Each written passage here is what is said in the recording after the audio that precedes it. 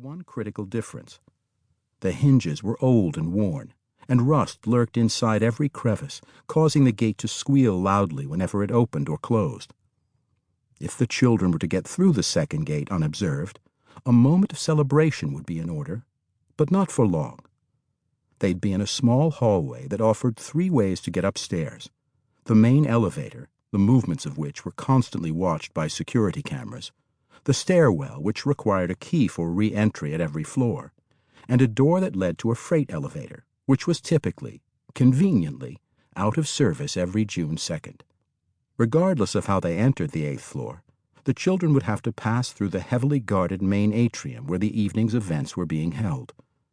There were no cameras on the 8th floor, but a guard sat at a desk near the center of the floor, with a view in every direction, for it was critical, absolutely critical, that what took place in the small auditorium at the far end of the hall not be interrupted.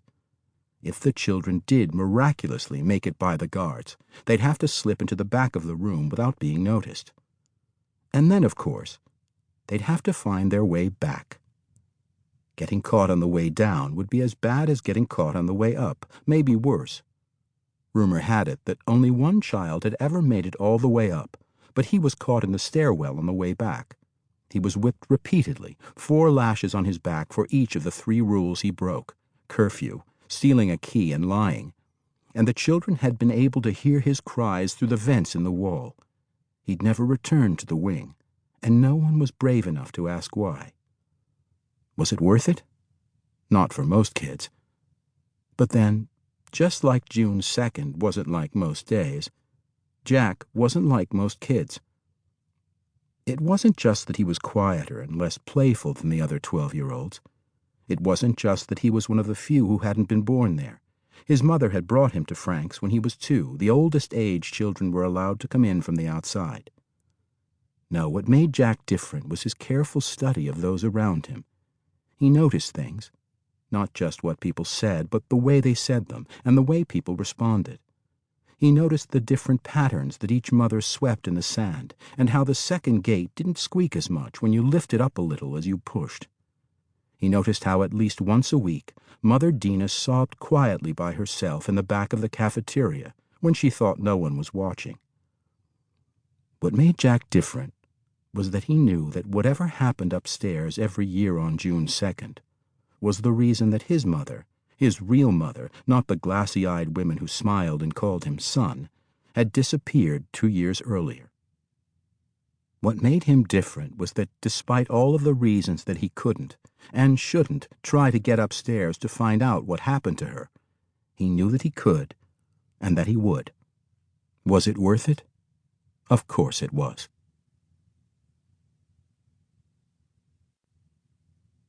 Chapter 2. Now. Before Emily Lindsey, I would have said that the line between a person who murders and one who does not should be heavy, thick, defined, and resolute, that the deliberate act of taking another person's life should separate you quite firmly from all the rest. Before Emily, I might have said that people's dreams and nightmares were theirs and theirs alone, that no matter how terrible or terrifying, ridiculous or absurd, dangerous or inappropriately erotic, dreams were, at the very least, private, personal. I may even have said that people can surprise you only as much as you let them, and that you can know almost everything you need to know about a person if you get one good, solid look into their eyes. But again, that was before Emily Lindsey. Before Emily, I would have said a lot of things. I've never told anyone about what happens in the prison nightmare. It's simply not the kind of dream you talk about in detail. You might tell someone about the dream where you die during sex, or lose all your teeth, or piss in a cup on the subway and leave it beneath the seat. Dreams are ridiculous and weird, but for the most part, they're allowed. That can't be said for the prison dream.